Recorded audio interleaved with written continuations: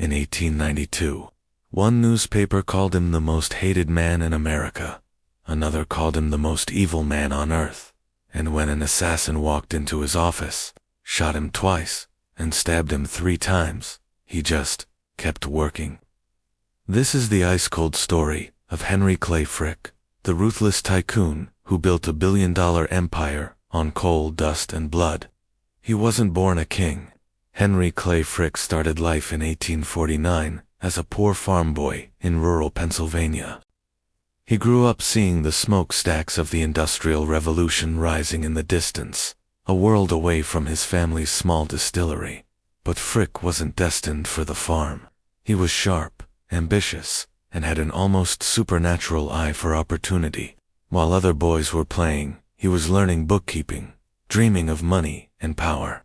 His big break came not from gold or oil, but from something far dirtier: coal.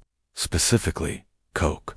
Coke is coal that's been baked in an oven to remove impurities, turning it into a superhot, efficient fuel. In the late 1800s, America's steel mills were roaring to life, and they were desperately hungry for high-quality coke. Frick saw this hunger and knew he could be the one to feed it. At just 21 years old, using borrowed family money, he formed a small partnership called Frick and Company. He started buying up thousands of acres of cheap coal land in the Connellsville region of Pennsylvania, which happened to sit on the richest seam of coking coal in the world. He built hundreds, then thousands, of beehive-shaped coke ovens that burned day and night, turning the sky black with smoke and profits. While his competitors were cautious, Frick was aggressive. He took on massive debt to expand, betting everything on the exploding demand for steel. By the time he was 30, he was a millionaire, known as the Coke King. He had single-handedly cornered the market on the single most crucial ingredient for America's industrial might. His coke fueled the railroads, the bridges, and the skyscrapers that were transforming the nation. And this brought him to the attention of the biggest shark in the water, Andrew Carnegie. Andrew Carnegie, the steel titan, was Frick's biggest customer. Carnegie was impressed by Frick's relentless drive and his complete control over the coke supply. In 1881, Carnegie made Frick an offer he couldn't refuse: a partnership in Carnegie Steel, the largest steel company on earth. Frick accepted, becoming chairman of the company. It was a partnership forged in fire and ambition, uniting the king of steel with the king of coke. For a while, they were unstoppable. But 2 men with egos that big were bound to clash. Carnegie was the public face, the philanthropist who built libraries. Frick was the behind-the-scenes operator, the enforcer who did the dirty work. And the dirtiest work of all was breaking the unions. This brings us to 1892 and the event that would forever define Henry Clay Frick's legacy: the Homestead Strike.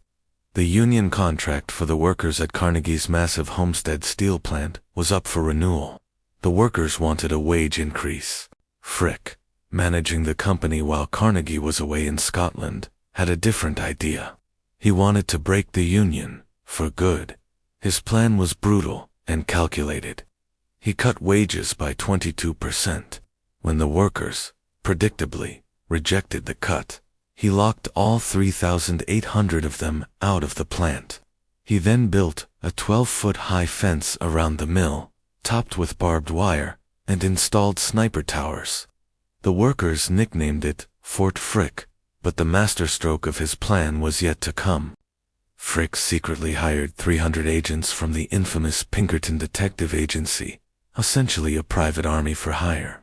On the night of July 5, 1892, 2 barges carrying the armed Pinkertons floated silently up the Monongahela River, their goal to seize the plant and protect the non-union scab workers Frick planned to bring in.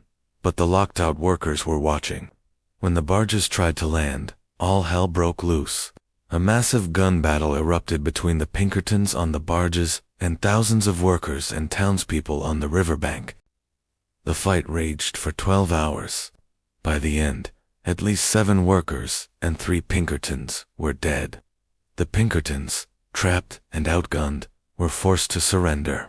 They were marched, beaten, and humiliated, through the town.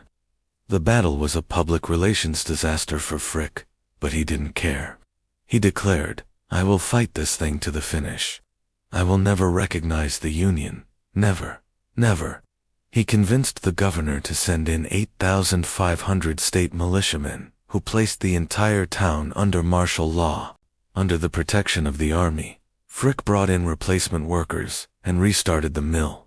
The Union was utterly crushed. The strike was broken. Frick had won.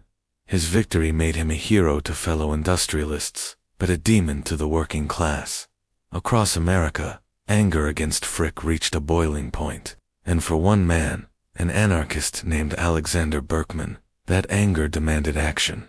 On July 23, 1892, just a few weeks after the battle at Homestead, Berkman walked into Henry Clay Frick's Pittsburgh office, posing as a representative for a new employment agency.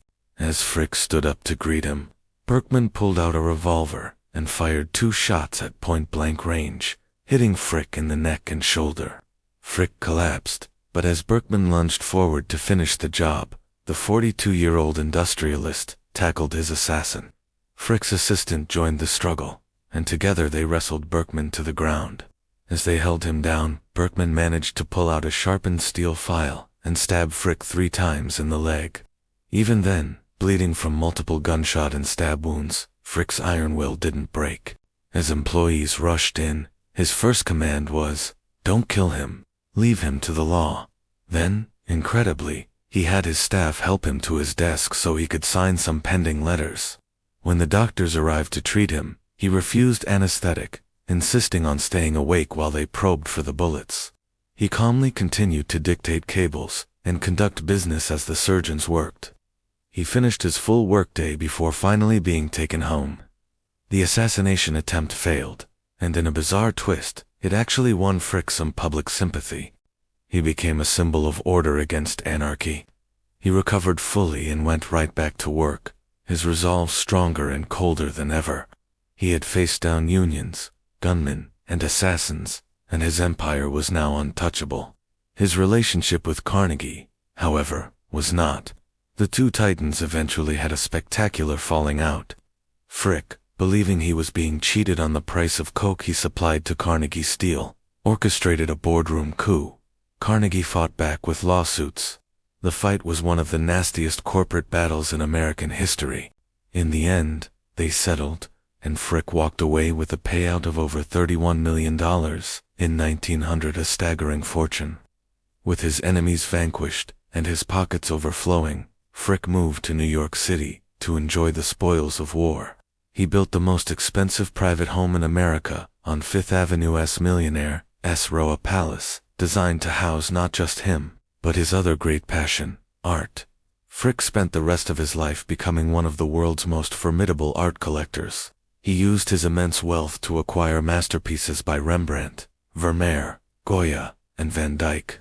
He wasn't just buying paintings, he was buying immortality. When Henry Clay Frick died in 1919, his net worth was estimated to be over $150 billion in today's money, making him one of the 5 richest Americans in history. And in his final act of cold, calculated genius, he left his mansion and his entire, priceless art collection to the public. Today, it's the world-famous Frick Collection Museum, a beautiful, tranquil monument built with the profits from a brutal, violent business. So, was he a demon or a legend? A villain who built his fortune on the backs of exploited workers?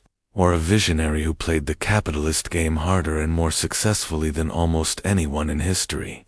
He broke strikes, survived bullets, betrayed his partner, and crushed his enemies. He left a legacy of both bloodshed and beauty, a man so hated in his time that he was shot, stabbed, and cursed, and he just smiled, went back to his desk, and kept building his empire. The story of Henry Clay Frick is a chilling reminder of what it takes to build real, lasting power. Love him or hate him, his story makes you feel something intense. If you felt it, smash that like button, and let me know in the comments. Was Frick a demon, or was he a legend? And don't forget to subscribe for more stories of ruthless empire builders. Thanks for watching.